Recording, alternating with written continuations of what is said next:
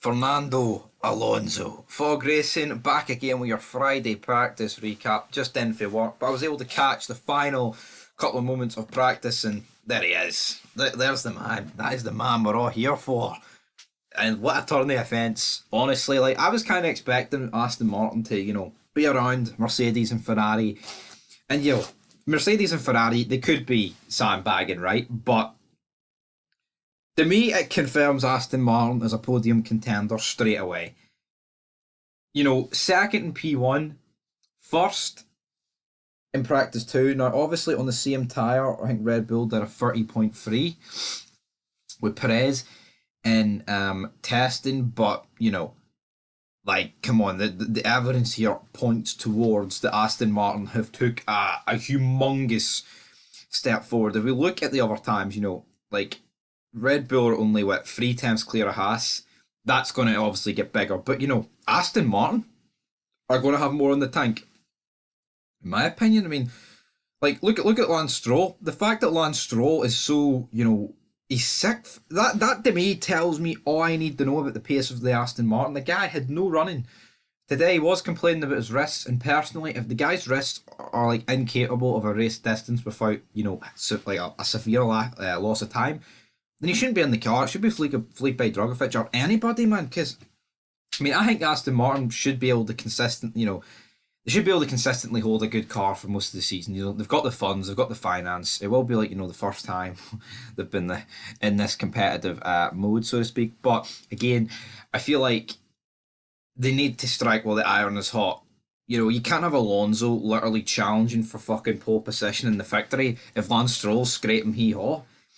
But again, it's insane. But let's dive into it. In terms of practice 1, we'll give a quick wee recap on it. Mercedes and Ferrari didn't run the soft tyre, so people are like, once they run that, blah blah blah. But as we go into P2, I'll run down every driver. Alonso, it couldn't have went much better for the guy. And you know what? I don't think there's anyone on earth, even if you hate Alonso, who can begrudge him having a car that's good. You can't. The guy has had shite cars since 2013, and even it's not even like that Ferrari was good. It was good, but the Red Bull was way better. It was worse than the Lotus in the Mercedes. 2012, that Ferrari was a tractor. 2011, it wasn't good. 2010 is the last car I'd say Alonso had that was good, properly good. But yeah, hopefully Aston Martin's delivered it. As for Red Bull, both drivers not really happy. Verstappen a lot more unhappier. If they iron those issues out, you're expecting them to pull away. But again, I don't think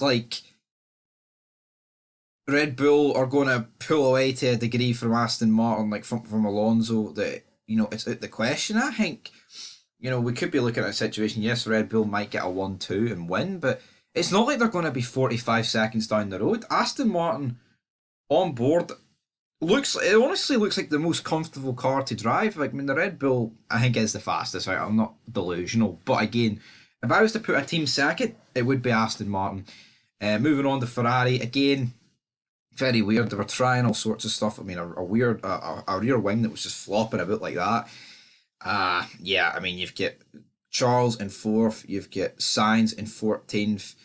Not good, but only a second covers the top 14, which again, how much into that is legit. Who's holding back, who's not? But Alonso 4 tenths clear of a Haas. Again, I would expect Aston Martin to have a bigger gap than that over Haas. And Mercedes sitting in 8th, I expect them to be way higher up. Well, I say way higher up, a couple of a good few places, but 8th and 13th not good for them. Alfa Romeo about where they should be. Same way Alpine, McLaren. I'm surprised Norris is actually that high. Piastri is sitting in 15th. Magnussen nowhere near Hulkenberg. 8 tenths behind. That is shocking. And then the 4 of Shinoda, De Vries, Sargent, and Albon just battling for P17. We all kind of expected that. So what is the major shock of testing or no of practice that we didn't see in testing? McLaren don't seem as bad as once thought, and Aston Martin seemed quicker than what everyone thought. Again, it is only practice troops, but to me, this solidifies Aston Martin as a top team now. It does. I know it's only practice, but you could not. I would be fucking shocked if we go in to qualifying or the race and Aston Martin are like the fourth quickest team and nowhere near the top three. I would genuinely be shocked if that happens. But anyway, that's it. Till tomorrow, qualifying recap. Probably another wee couple of vids tonight. Going to review the Grand Tour, the French Special. If you want that stuff, like this, comment, and subscribe. Also, WTF1, we like burying them on this channel and comparing them to P1. And going to review more Top Gear. I haven't reviewed Top Gear on this channel, but I love a wee bit of Top Gear. So until next time, peace. Fernando, Giga Chad. Oh yeah, Fernando.